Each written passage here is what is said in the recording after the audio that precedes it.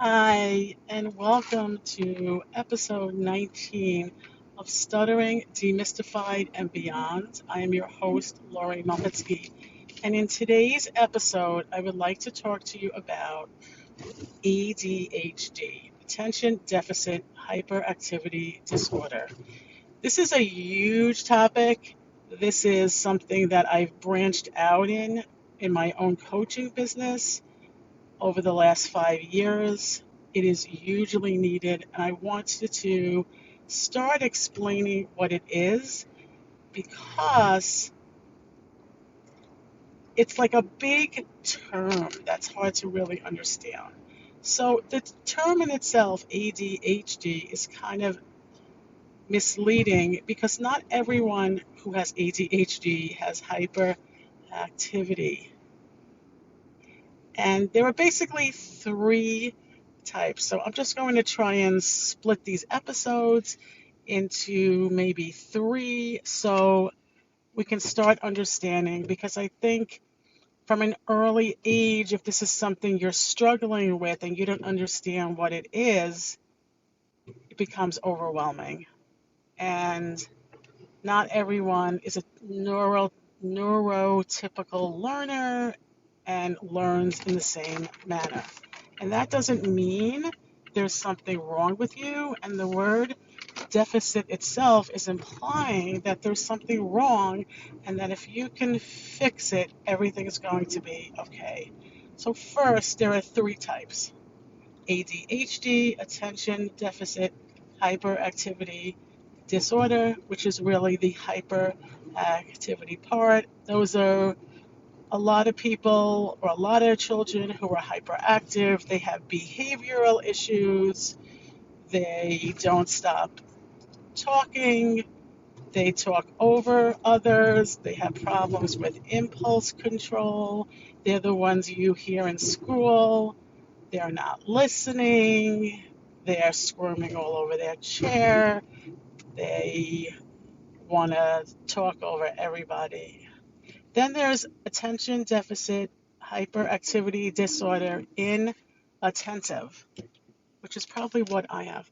Um, they're the kids in school, like you hear it. They look so bored, they're not paying attention, they're twirling their hair. You hear about this a lot in girls also. They're just not listening, they're not motivated, um, they're lazy. And really, I mean, it is so unfair because they're not being recognized who they are, and it lowers self-esteem. And then, of course, you can have a mixture, ADHD mixed. So your executive functionings, and you probably heard this term a lot, executive functioning is like your CEO of your brain. It's like a CEO of a company that has to organize and manage. This is your brain. Your brain has to organize and manage. And I'm just going to briefly go over what these seven executive functionings are. And they're basically adaptable thinking or flexible thinking, like your ability to really work out problems, planning, which is just really planning your day or planning your life, self monitoring, your ability to kind of modify and self monitor, self control or impulse control, your ability to not be so impulsive and to stop and think, working memory. So, working memory as a speech pathologist also is very important because if you have something in your mind and 5 minutes later it's gone, you're going to look like you're being lazy or forgetful.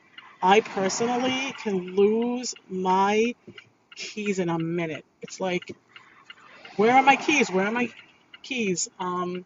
So, or a child who comes home from school, and before he leaves school, he knows what his homework is. By the time he's gotten home, he has no idea what it is. And then parents start getting frustrated. Time management and organization. So I'm not going to go into all of these because I'm going to go into it in future episodes, but I'm just going to give you a few. You know what? I'll actually begin by telling you a story about me. When I was in high school, probably middle school, I always had a hard time with reading comprehension. I didn't really understand it because when I could really focus on something that I loved, I could comprehend it. But when it came time for the SATs and I had to learn about history, which I always had a hard time remembering the exact dates, which is really interesting because I'm a huge New York Yankee fan. And there was a time when I knew every statistic on the New York Yankees. There was a time when I knew every telephone number of every store I called once. I used to know Macy's. I used to know Fortune's. Everything you could imagine, I called it once I knew it. But if you gave me a date in history, I couldn't remember. At the time, it just wasn't something that I was interested in. And that's what happens with ADHD. We don't have the enough dopamine to really keep our attention focused at times on things that we're not interested in. So I'm just going to make this one short and I'm going to continue in the next episode. So what's important to really learn from all of this is it's important that kids and adults understand what's going on with them. Because if it becomes a negative early on, they don't know how to help it. All they know is that it's that they have something, and a lot of them have no idea what ADHD is, and then all of a sudden they're adults, and it starts impacting them professionally and personally, and they don't know exactly what to do with it. So again,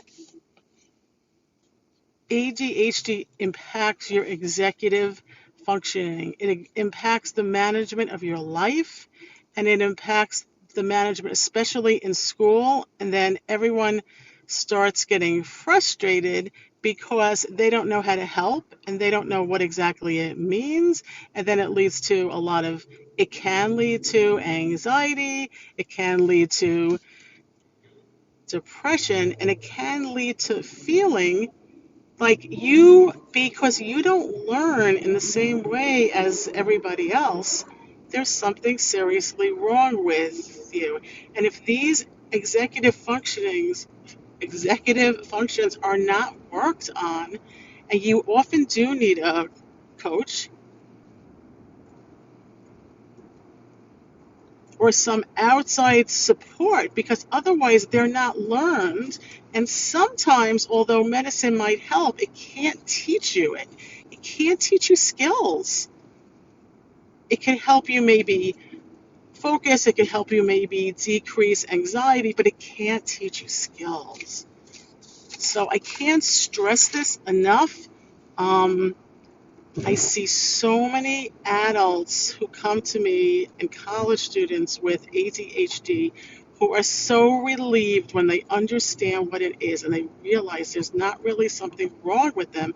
They just have to learn how to manage life and their work life or school life in a different manner. So I'm going to keep going with this. If you need more information, you can visit my website, www.allislandspeech.com. You can look under ADHD and executive functioning.